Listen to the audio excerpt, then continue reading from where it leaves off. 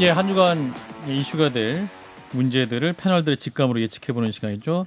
월요일에 코너 한판 직감. 먼저 김재섭 국민의힘 서울 도봉갑 당협위원장 어서 오십시오. 네, 안녕하세요. 도봉구에서 온 김재섭입니다. 네, 그리고 지난주에 3번 더 찾아주셨습니다. 권지웅 더불어민주당 비대위원 어서 네. 오십시오. 네, 반갑습니다. 권지웅입니다. 네, 지난주보다 목소리가 펄 나아지셨습니다. 아, 그렇죠. 그때 유세하다가 목소리가 좀 안 좋았는데 오늘 괜찮아요. 오늘 이제 유세 안 하시는 겁니까?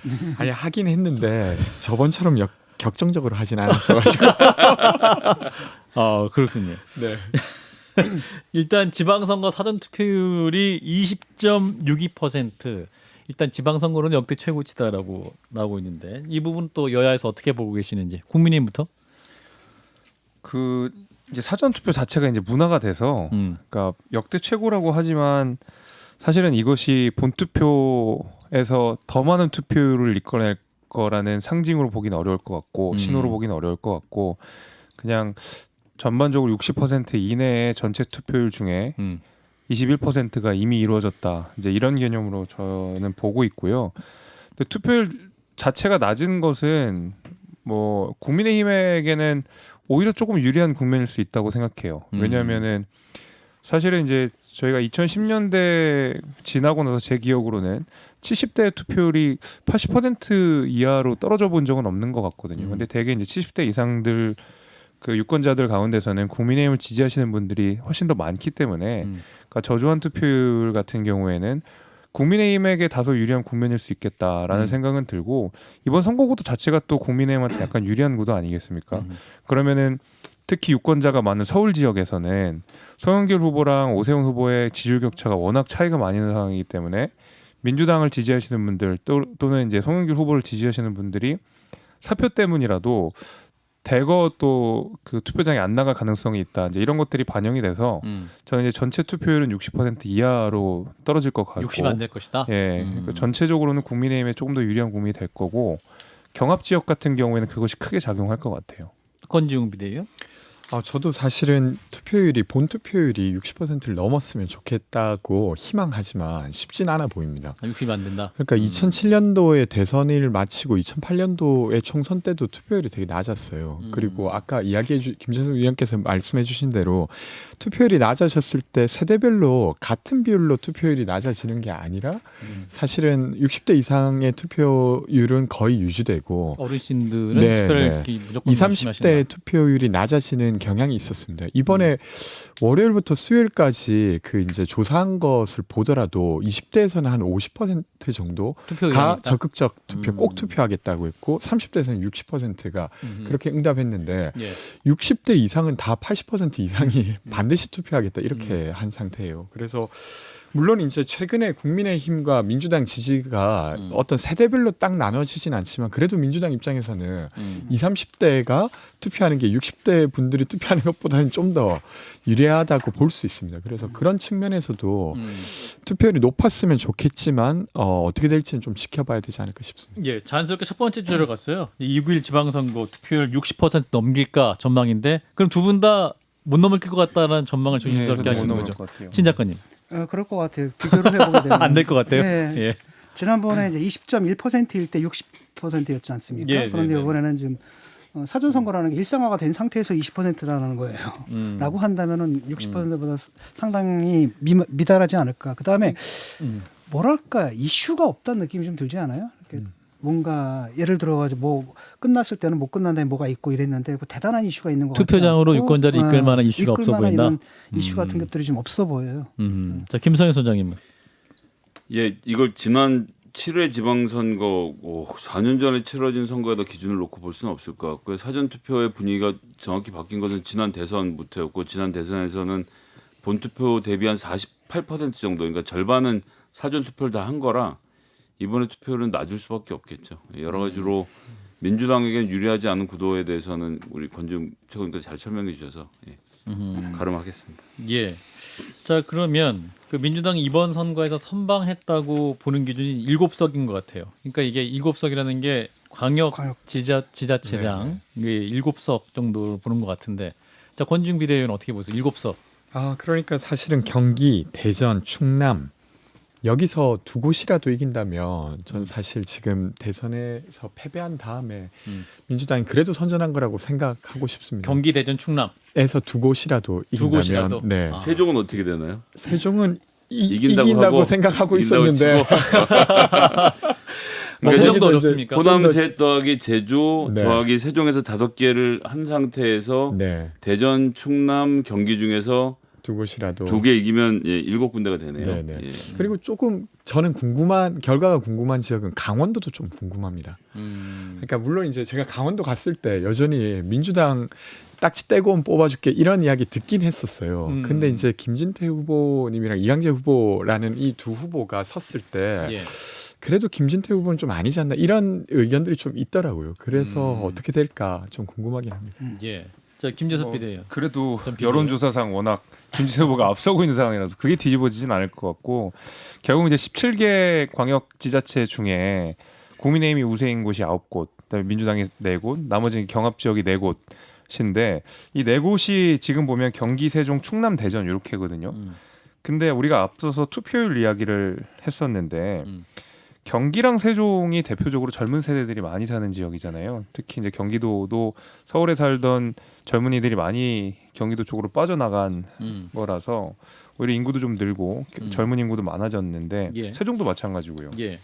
그러면 전체적인 투표율이 낮아지는 상황 속이라 그러면 사실 이 경합 지역에서는 아까 전에 말씀드린 대로 결정적인 영향을 미칠 수 있다고 생각해요.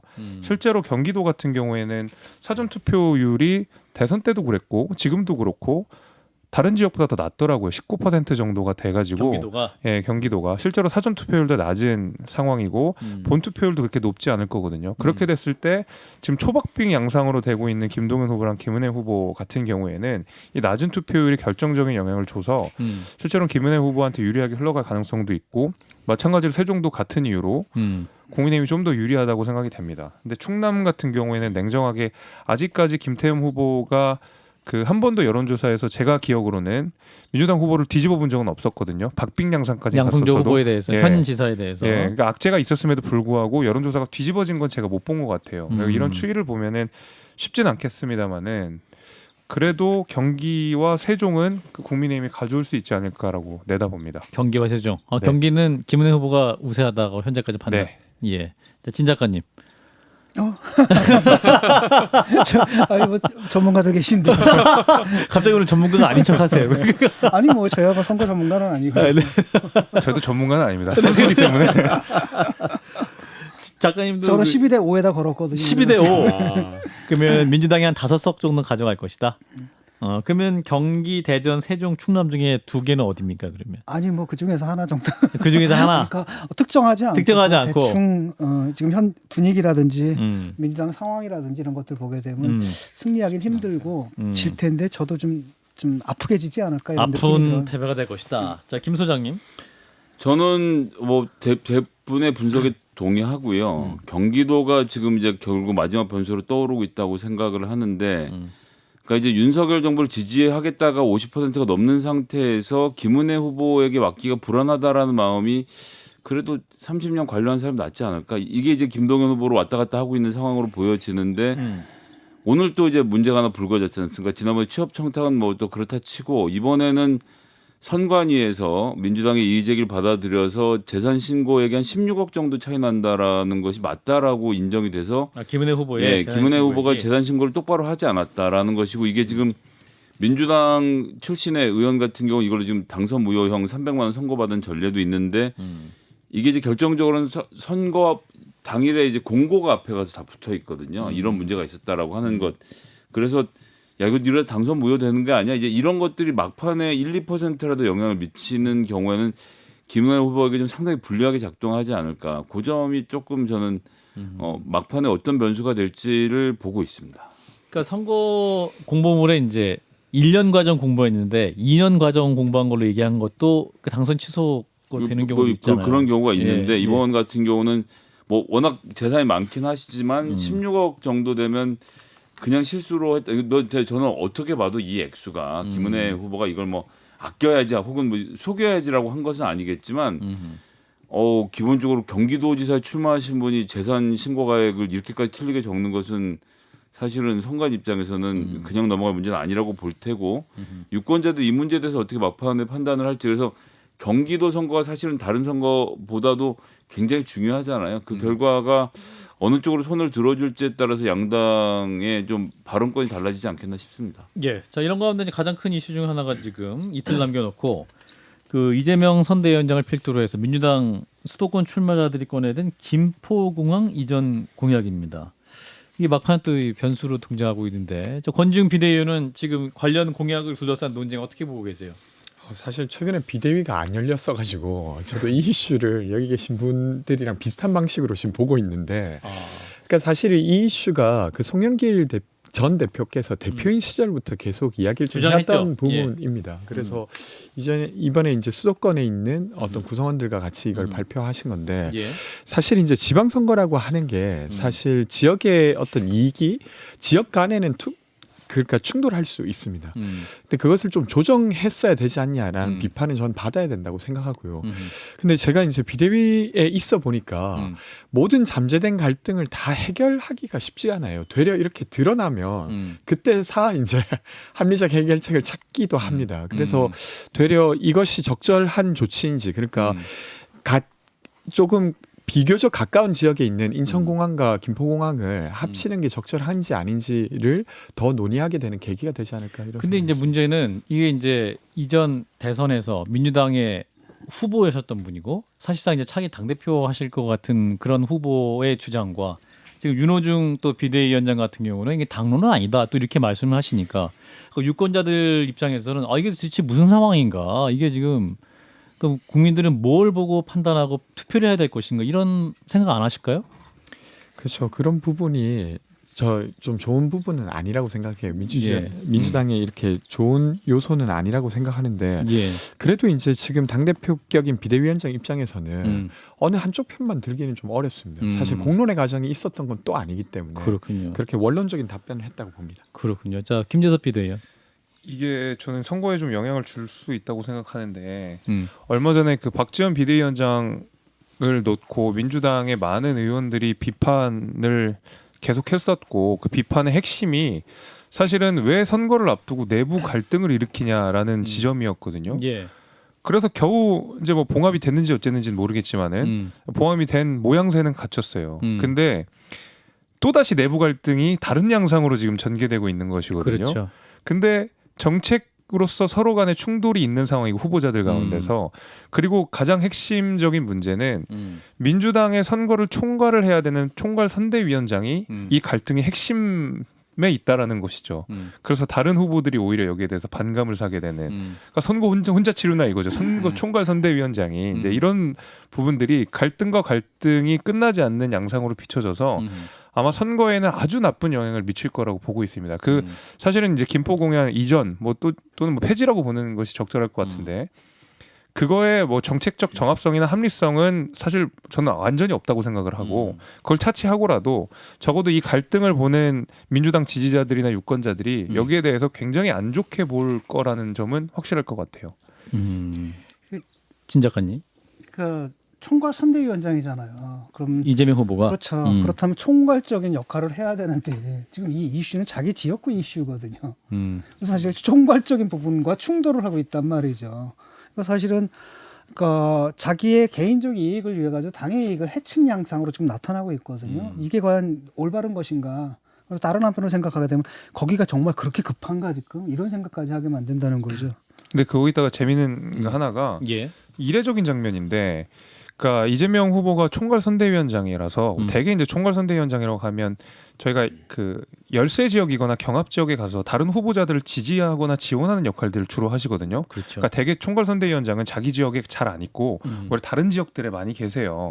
근데 지금 이재명 후보 같은 경우에는 오히려 지도부가 나서서 개항을 해가지고 이재명 후보를 지지하는 양상이거든요. 그러니까 오히려 다른 후보들이 지도부가 이재명 후보를 도와줘야 되는 상황이니까 총괄 선대위원장으로서 역할을 전혀 못하고 계시다는 소리거든요. 그러니까 앞서서 말씀하신 진 교수 말씀하신 대로 총괄 선대위원장을 역할을 못하는 수준이 아니라 오히려 지금 짐이 되고 있다, 이재명 후보가. 저는 이렇게 봅니다.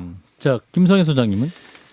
김포공항 문제는 이제 다른 사람이 아니라 이재명 후보가 이야기함으로써 실현 가능성이 더 생겼다라는 점에서 다른 지역에 미치는 영향이 크겠죠. 뭐 국민의힘이 지금 공략하고 있는 제주도도 그럴 것이고 서울 동부권도 그럴 것이고 예 게다가 내부의 목소리도 정리가 안 된 상태에서 나오고 있어서 저로서도 뭐 예, 어떻게 뭐 드릴 말씀이 없네요. 이게 사실은 최소한 서울 경기 지역의 후보들 간에라도 좀 합의가 이루어졌어야 했을 것 같은데 이게 서울 경기 지역의 주민들의 입장에서 보게 되면은 이렇게 접근성이 용이한 공항이 없어진다는 건 굉장히 큰 손실이거든요. 나만 해도 이건 뭐야 도대체. 지방 갈 때 서울 어떻게 주민들에게 가란 말이야? 김포공항이 그렇죠. 없어지게 되면 계양 주민들한테는 어떨지 몰라도 경기하고 서울 지역인 사람들한테는 생각을 해봐서 거기서부터 인천공항까지 가려면 공항철도로 40분이에요. 그걸 더 와야 된단 말이죠. 근데 뭐 외국 갈 때는 어쩐지 몰라도 국내선으로 왔다 갔다 할 때는 근데 요즘 이제 그 국내선의 수요를 KTX로 많이 전환을 했기 때문에 그 부분을 그러니까 강조하자는 얘기도 KTX를 있는 거죠. 타고 다니는데 문제는 뭐냐면은 KTX로도 할 수 없는 그런 부분들이 있다는 거예요. 특히 공항 근처에 사는 저 같은 경우는 홍대에서 딱 타게 되면 15분 만에 가거든요. 주소까지 공개할 필요 없을 것 같아요. 그러니까 굉장히 편리하단 말이죠. 그렇기 때문에 그걸 타는 경우가 많단 말이죠. 근데 예. 그런 사람들의 수요는 다 사라져 버리는 거고. 예, 그리고 알겠습니다. 가장 전 세계에서 가장 그 이용수가 많은 노선이 김포 제주입니다. 그러니까 전 세계에서요? 전 세계에서요. 제가 알고 이론 그렇습니다. 어. 근데 아마 맞을 겁니다. 그래서 그 가장 많은 노선, 제일 왔다 갔다를 많이 하는 노선이고 실제로 5분 그래요. 간격으로 제주 비행기가 뜨기 때문에 제일 많은 노선이 맞을 거예요. 그런데 KTX가 우리가 아무리 많이 전국을 타고 다닌다고 하더라도 예. 아마 그 소유를 감당하기에는 아마 어려울 거라고 저는 봐요. 예, 권지웅 비대위원이 요 문제 마무리 발언하고 다음 이슈로 넘어가 보죠. 아, 네. 예. 저는 사실은 그 인천공항이랑 김포공항을 계속 그대로 둘 것인가에 대해서는 좀 더 논의할 필요는 있다고 생각합니다. 물론 지금 현 인천공항으로 김포공항의 수요를 다 받아 안을 수는 없는 것 같아요. 뭐 그런 상태이지만 이 인접한 공간에 지금 두 개의 공항이 있는 것 자체를 좀 어떻게 해소할 수 있을까 하는 논의가 필요하다고 보고 여튼 저희가 좀 조정하지 못하고 내놓은 것은 좀 비판받을 수 있다고 생각합니다. 알겠습니다. 자, 다음 이슈 박지환 공동비대위원장이 이제 민주당의 혁신을 외치고 있습니다. 자, 그래서 결국 윤호중 비대위원장과 합의해서 몇 가지 안을 내놨죠. 자, 실현 가능할까요? 자, 요 문제는 누구부터 하실까요? 진 작가님 말씀 주실까요? 저는 예. 실현하기 힘들다라고 봐요. 아, 그런가요? 그러니까 왜냐하면 이번 선거에서 만약에 민주당이 참패를 하고 그 책임을 이재명 후보가 진다 하더라도 그걸 갖다가 민주당의 상황이 지금 대안이 없기 때문에 이재명 후보한테 책임을 물어가지고 당신 뭐 정계를 떠나십시오 이럴 수 있는 상황은 아니거든요. 그러니까 저는 근데 이재명은 상수라고 봐요. 라고 한다면은 그 선거 책임을 갖다 누군가 떠맡아야 되는데 그게 누구겠습니까? 아마 비대위가 떠맡을 겁니다. 그 비대위 중에서 누구겠어요? 박지원이죠. 그래서 이분이 이제 희생양이 될 거고 뭐 민주당이 뭐 쇄신하겠다고 혁신하겠다고 했지 않습니까? 예. 그것도 했잖아요. 계속 그렇죠? 안 되는 쇄신, 안 되는 혁신. 아마 이번에도 크게 다르지 않을 거라는 겁니다. 더 젊은 민주당, 예. 우리 편의 잘못에 더 엄격한 민주당, 문제- 약속을 지키는 민주당. 예, 문제의 본질은 그대로 놔둔 상태에서 그러니까 586 용태라는 게 사실은 특정한 세대 사람들 물러나라는 게 아니잖아요. 이 586스러운 행태 그걸 할 때는 어떤 당의 진로를 결정하는 그 사람들 있잖아요. 그 사람들이 자기 책임을 지고 당의 진로를 결정하는 위치에서 좀 물러나라는 얘기거든요. 근데 이 사람들이 물러날 수가 없어요. 지금 상황이. 그래서 이것은 또 말뿐인 혁신이 될 거다 이렇게 생각합니다. 저는 좀 긍정적으로 보는데요. 사실 그 내부 혁신할 수 있다. 권지웅 네네. 비대위원. 왜 그러냐면 갑자기 이 보통 사람들이 이걸 알게 됐어요. 그러니까 보통 제 사람이라면? 주변에 예. 전혀 정치에 관심 없던 친구가 야 박지원 좀 대차던데. 아, 대차다. 그러니까 예를 들면 과거에 국민의힘의 이준석 같은 거죠. 그러니까 이게 이제 정치 고관 여자들이야 이런 이슈가 아니더라도 어떤 혁신안이 나왔더라, 3선 이상 제한이 있었다더라 아니더라 이런 논의가 있었는데 그게 사실 보통 대중에게 전달되지는 못했던 것 같아요. 근데 이번은 다릅니다. 그러니까 제 부산에 있는 친구들이 야 박지원 대차던데 이렇게 이제 시작하게 되는 권지웅 거예요. 비대위원 친구 정도면 정치 고관여층 아닙니까? 아 근데 또 그렇지가 않아가지고 그렇지 않은 친구도 많아서 아닌 친구도 있습니까? 네네. 알겠습니다. 예. 그래서 그런 것들이 이제 민주당을 바라보는 기준이 되는 거예요. 그리고 민주당이 여기에 대답을 해야 되는 상태가 되는 거죠. 그래서 물론 이제 이 박지원 위원장이 던진 이것을 박지원 위원장이 마무리하진 못할 수도 있어요. 말하신 대로 저는 지방선거가 끝나고 나면 저희가 원래 비대위가 지방선거 치르려고 만들어진 비대위는 아니지만 그렇죠. 결과가 좋지 않으면 저는 책임져야 된다고 생각합니다. 근데 그럼에도 불구하고 여기서 던진 돌이 민주당으로 하여금 변화할 수밖에 없게 만드는 대중적 흐름을 만들어낸 것에는 분명히 역할을 했다고 지난주에 저는 제가 그 이재명 그 총괄선대위원장 인터뷰를 하면서 박지원 비대위원장 네. 그 선거 후의 역할이 뭐냐라고 질문을 드렸더니 답을 명확하게 안 하셨어요. 네. 권지웅 비대위원은 만약에 선거 이후에 박지원 비대위원장 역할은 뭐가 있을 거라고 보세요? 비대위 없어집니까? 그것도 전당대회 뭐- 체제로 갑니까? 아니, 전당대회 체제로 가면 비대위는 없어지는 거죠 뭐. 그게 이렇습니다. 저는 사실은 그 당원들의 요구가 강하다고 하면 비대위직을 내려놔야 된다고 생각합니다. 근데 이게 전당대회가 8월 말이에요. 그러니까 사실은 새로운 비대위가 꾸려져서 그것을 하게 하는 것도 또 좋은 방식의 책임지는 방식은 또 아니라는 측도 있습니다.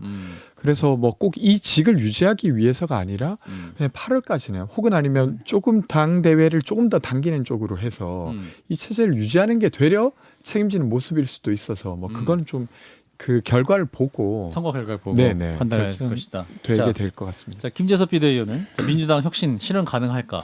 저희가 망해본 정당에 있었던 경험으로서 그러니까 박지원 위원장 같은 사람들이 5명, 10명이 되면 가능한데 그러 보이진 않을 것 같아요. 당분간은.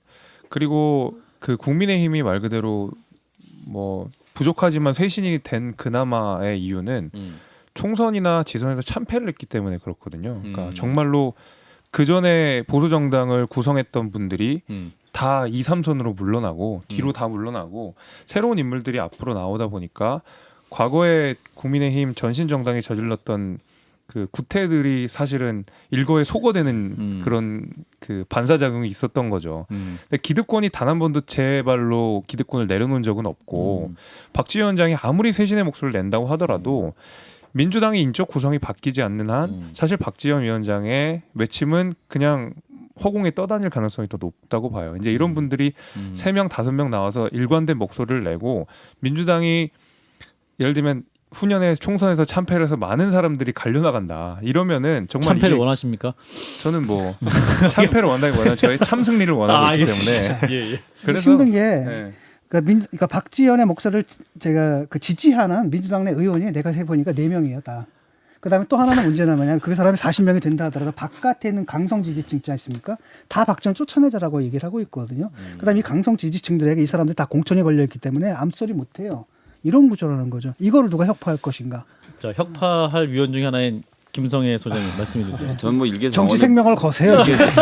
일개 당원에 불과하고요. 지금 뭐 이제 예전에 보면 이제 일개 당원이라고. 일개 당원이 맞아요. 네. 586들의 등장의 순간 천신정이라고 불리는 정풍운동의 순간, 그다음에 원희룡, 정병국, 그다음에 남경필 이런 분들이 휩쓸었을 때 우리가 간과한 게 있는데요. 그러니까 구학에 대한 얘기를 자꾸 하는데 이 사람들 나가라.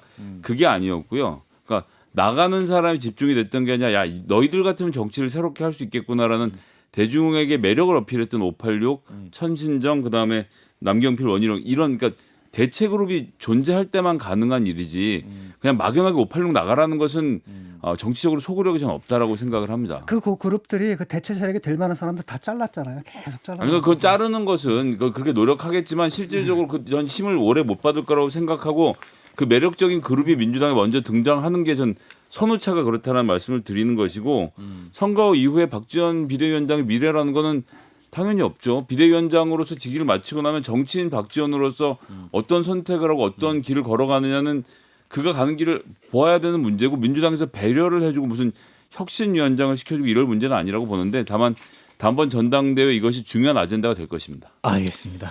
네, 뭐 발언 한 20초만. 네. 저는 그래도 저는 지지하는 사람 4명보다 훨씬 많다고 생각해요. 이번에 박지원 위원장을 비판했던 그룹은 이 시기에 대한 문제였지 내용에 대한 게 아니었습니다. 그게 있고 저는 이 사건을 거치면서 어쩌면 그 어떤 특정 연령대가 물러나는 건 시간 문제겠다는 분위기가 좀 만들어진 것 같아요. 그래서 그 이야기 드리겠습니다. 예. 자, 일단은 지방선거 이후에 또 뵙기로 하죠. 김재섭 국민의힘 서울 도봉갑 당협위원장, 권지웅 민주당 비대위원 두 분 고맙습니다. 감사합니다. 좋아요? 구독. 알림 설정.